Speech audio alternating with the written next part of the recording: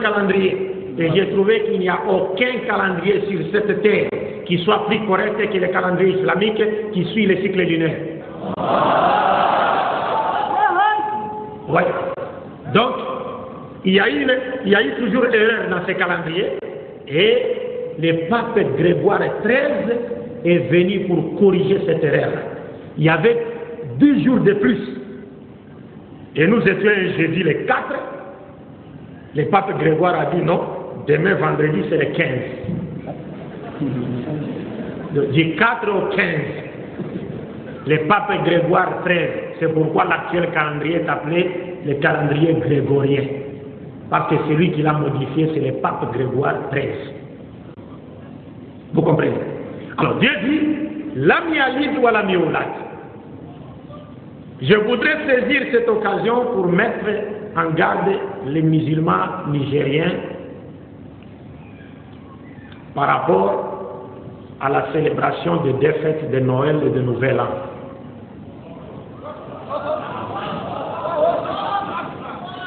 Le prophète Mohammed sallallahu alayhi wa sallam nous a dit dans un hadith, Man tashabbaha bi qawmin fa huwa minhum. Celui qui imite un peuple, il fait partie de lui.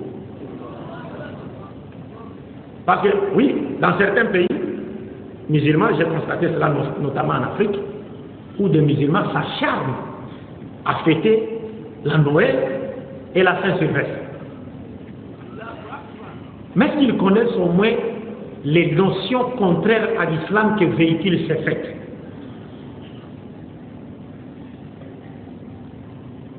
Célébrer ces fêtes, c'est-à-dire ne traduire que notre ignorance, l'ignorance que nous avons, n'est-ce pas, de notre religion. Parce qu'en réalité, celui qui célèbre la fête de Noël, il veut en réalité nous dire quoi?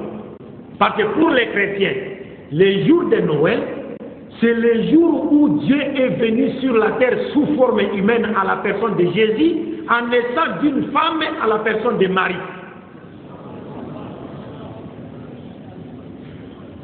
Donc Dieu est né d'une femme à la personne de Marie. Il est venu sur la terre sous forme humaine à la personne de qui? De Jésus-Christ. Donc quand des musulmans s'acharnent à célébrer cette fête, en réalité ils veulent nous dire qu'ils sont d'accord avec les chrétiens que Dieu est effectivement né d'une femme à la personne de Marie et il est effectivement venu sur la terre sous forme humaine à la personne de Jésus-Christ. Par conséquent, vous niez ce que Dieu a dit dans cette sourate, la mialite ou la miolate. Vous le niez. Et vous vous mettez dans le camp de ceux qui combattent Dieu et ses prophètes. Voilà l'essence de Noël chez les chrétiens. Donc c'est une fête qui véhicule des notions qui sont contraires à l'islam. Quant à la fête appelée la Saint-Sylvestre, d'abord Sylvestre c'est qui? C'est le nom des noms. Sylvestre, c'est le 33e pape de l'Église catholique romaine. Pourquoi lui a-t-on dédié cette journée-là? Le 31 décembre. D'abord, lui-même est né le 31 décembre. Puis il est devenu pape le 31 décembre. Et les catholiques lui ont dédié la journée 31 décembre parce que c'est le pape Sylvestre qui avait pesé de tout son poids pour que la divinité de Jésus-Christ soit imposée sur toute l'étendue de l'Empire romain au concile de Nicée en l'an 325 de notre ère.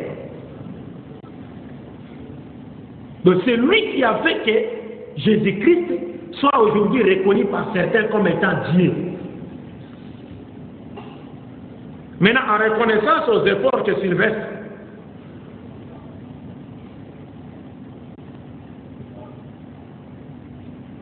en reconnaissance donc à ses efforts, entre guillemets, n'est-ce pas? L'Église catholique lui a dédié cette journée. La fête du Nouvel An, Saint-Sylvestre. Donc un musulman qui célèbre cette fête veut en réalité nous dire il est d'accord avec Sylvestre Ier pour dire que Jésus est Dieu. Vous comprenez? Donc ce sont des faits qui véhiculent des notions qui sont contraires à l'islam. Nous ne pouvons pas nous voiler la face et continuer à faire plaisir aux autres. Et nous voulons faire plaisir aux autres au lieu de faire plaisir à Dieu et à ses prophètes. Nous avons nos fêtes à nous. Les Eid al-Fitr, Eid al-Adha et aussi la journée du vendredi. Des fêtes qui n'existent que pour Dieu et rien que pour chanter la grandeur de Dieu. Donc nous devons faire très attention.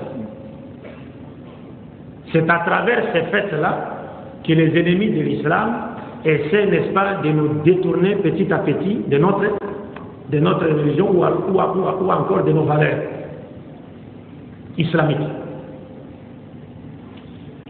Le dernier passage de la sourate Al-Ikhlas nous dit ceci: وَلَمْ يَكُنْ لَهُ كُفُوًا أَحَدٌ.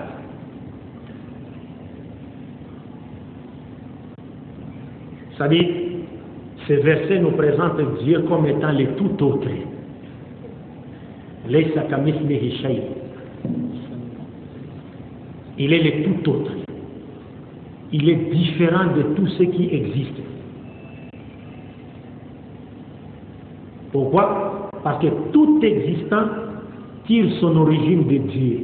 Mais Dieu, lui, n'a point d'origine.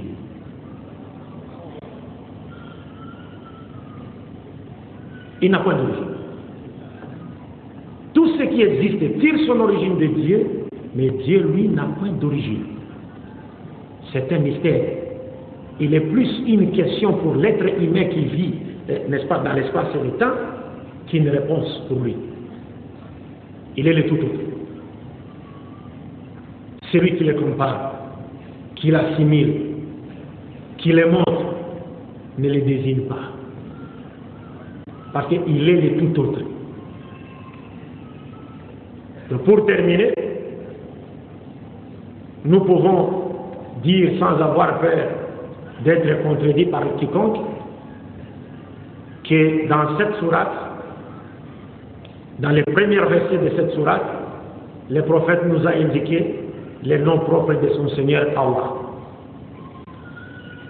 Puis, il nous a indiqué sa nature comme étant unique.